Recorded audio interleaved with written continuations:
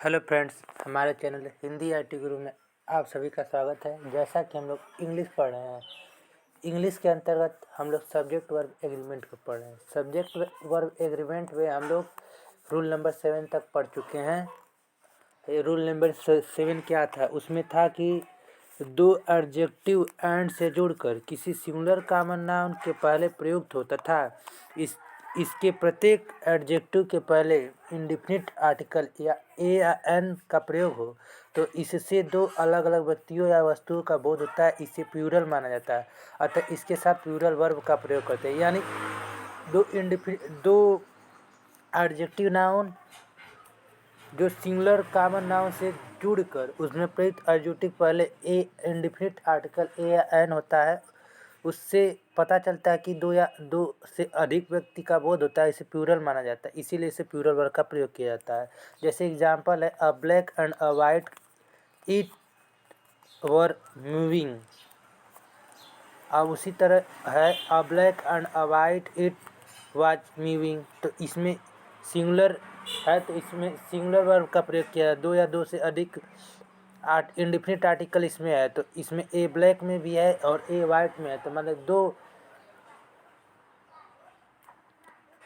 अलग अलग वस्तुएं या व्यक्तियों का बोध होता है। इस प्रकार इसको प्लूरल माना जाता है, तो प्लूरल वर्ब का भी प्रयोग हो जाएगा। और रूल नंबर 8 पढ़ते हैं। व्हेन टू सिंगुलर नाउन्स, यानी जब दो एक वचनी संज्ञा are partially synonyms having the same idea, one being added there of sake of emphasis of clarification, the verb is singular। मतलब जो भी एक वचन की संज्ञा के पास मतलब सिनोनिमी समानार्थी शब्द सेम आइडिया मतलब एक समय का विचार, एक भावना स्थिति को जोड़ने का अदर से का इम्पैथिस और clarification, the verb is singular मतलब उसके अनुसार वर्ब को सिंगुलर किया जाता है। जैसे honour and glory is his rewarded, ये भी एक ही है। ऑनर एंड ग्लोरी इसको एक ही माना जाता है, तो इसके अनुसार सिंगुलर वर्ब का प्रयोग होता है। तो इसका प्रयोग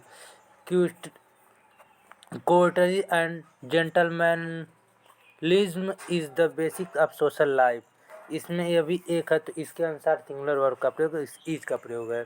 अब टाइप 2 हम लोग पढ़ेंगे। टाइप 2 के अंतर्गत रूल नंबर फर्स्ट को, अभी हम लोग टाइप फर्स्ट पढ़े थे। टाइप फर्स्ट के अंतर्गत हम लोग 8 वीडियो देखे हैं। अब टाइप 2 के अंतर्गत हम लोग देख रहे हैं रूल नंबर फर्स्ट।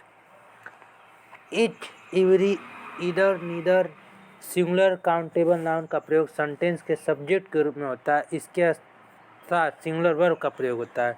यानी इच एवरी इधर नीदर सिंगुलर काउंटेबल नाउन यानी एक वचन गणनीय संज्ञा का प्रयोग सेंटेंस के सब्जेक्ट के रूप में होता है, तो इसके साथ हमेशा सिंगुलर वर्ब का प्रयोग होता है। जैसे इधर पेन राइट्स वेल, ये सही है। इच बॉय, ये भी सिंगुलर है, तो वाज हैंडसम, इसके अनुसार वाज का प्रयोग हो जाएगा। फिर इधर पेन राइट वेल, तो ये आपका गलत है, इसे प्लूरल का प्रयोग किया, पेन आपका सिंगुलर है। इसी तरह ईच बॉय वर हैंडसम, इसी तरह ईच बॉय मैंने प्रत्येक लड़का वर हैंडसम, मतलब इसमें लड़का सिंगुलर है, तो इसके अनुसार सिंगुलर वर्ब का प्रयोग नहीं किया, प्लूरल वर्ब का प्रयोग किया, तो इसीलिए प्लूरल है, तो यह भी गलत है। अब रूल नंबर 2 को हम पढ़ते हैं। यदि दो अथवा दो से अधिक सिंगुलर सब्जेक्ट यानी two more than two singular subject common noun यानी दो या दो से अधिक singular subject common noun and से जुड़े हों तथा प्रथम सिंगुलर सब्जेक्ट के पहले ईच एवरी या नंबर का प्रयोग हो या प्रत्येक सिंगुलर सब्जेक्ट मानते हैं, इसके साथ सिंगुलर वर्ब का प्रयोग होता है। यानी दो या दो से अधिक सिंगुलर सब्जेक्ट के रूप में ईच एवरी और नो का प्रयोग हो तो प्रत्येक सब्जेक्ट को सिंगुलर मानते हैं। जैसे each boy and each girl, तो प्रत्येक लड़का और प्रत्येक गर्ल, इस अनुसार यह सिंगुलर है, तो इसमें वाज का प्रयोग हो जाएगा। तो each boy and each girl was invited to tea. इसी तरह अगला एग्जाम्पल है, every shop and every house was searched him, तो इसमें एवरी भी प्रत्येक दुकान और प्रत्येक हाउस वाज सर्च मतलब खोजे जाते हैं, तो इसके अनुसार यह भी आपका सिंगुलर है। No friends and no relative has anything to affect. तो इसके अनुसार ये भी सिंगुलर है तो इसका भी प्रयोग हैज का। अब रूल नंबर 3 को पढ़ेंगे। Each of, either of, neither of के साथ प्लूरल नाउन प्लूरल प्रोनाउन का प्रयोग किया जाता है, सेंटेंस के सब्जेक्ट के रूप में होता है। इसके साथ सिंगुलर वर्ब का प्रयोग होता है, यानी each of, either of, neither of plural noun plural pronoun का प्रयोग सेंटेंस के सब्जेक्ट के रूप में होता है।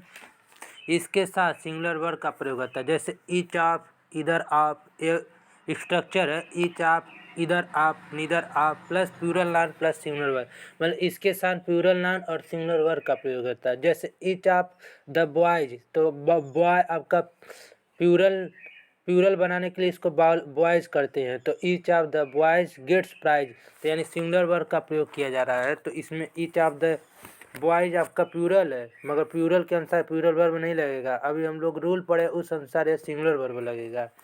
इसे नीदर ऑफ द अलिग्रेटिव इज ट्रू, तो इसका भी ये प्लूरल बना रहा है, तो प्लूरल के अनुसार नहीं, नीदर के अनुसार इसमें इज का प्रयोग हो जाएगा। नीदर ऑफ के अनुसार either of these roads leads to the railway station, फिर उसी तरह neither of you known English. अब रूल नंबर हम 4 को पढ़ेंगे। यदि दो सब्जेक्ट नाउन और pronoun or, nor, either or, neither nor, not only but also से जुड़े हो तो वर्ब अपने सबसे नज़दीकी आने वाले सब्जेक्ट के अनुसार, यानी जो सबसे पहले पास में वर्ब सब्जेक्ट रहेगा उस अनुसार वर्ब लगेगा। जैसे ईदर राहुल और Raju has the key to this problem, मतलब कि नियर सब्जेक्ट के अनुसार, तो यहाँ आर के बाद राजू पहला सबसे नज़दीक का सब्जेक्ट, तो राजू के अनुसार वर्ब का प्रयोग करेंगे, तो राजू के अनुसार हैज का प्रयोग किया जाएगा।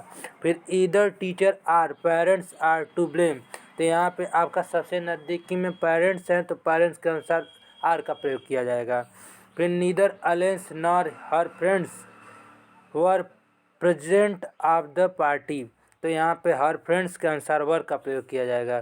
फिर neither he nor I am guilty, तो आई के अनुसार इसमें एम का प्रयोग किया जाता है।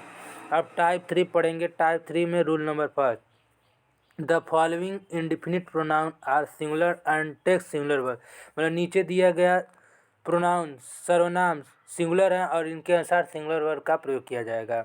जैसे anybody, somebody, anyone, someone, anything, something, everybody, each, everyone, either, everything, neither, nobody, no one, nothing, यह सब सिंगुलर है, इस अनुसार इसको सिंगुलर वर्ब का भी प्रयोग किया जाएगा।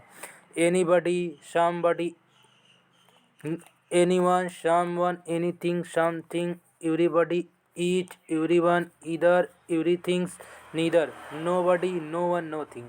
नोट, इनका प्रयोग अनिश्चित व्यक्ति के लिए किया जाता है, यानी उसमें निश्चित व्यक्ति की संख्या ना हो, यानी कितने व्यक्ति हैं हमको ना पता चलता हो, इस अनिश्चित व्यक्ति के लिए किया जाता है, इसे सिंगुलर माना जाता है तथा इसके लिए singular pronoun he, him, his, himself का प्रयोग होता है, न कि they, them, their, themselves, no one's, oneself का प्रयोग नहीं किया जाता है। जैसे no one was at home, यानी कोई भी घर पे नहीं है, तो नो वन के अनुसार सिंगुलर वर्ब का प्रयोग होता है, तो वाज का प्रयोग किया जाता है। जैसे फिर अगला एग्जाम्पल,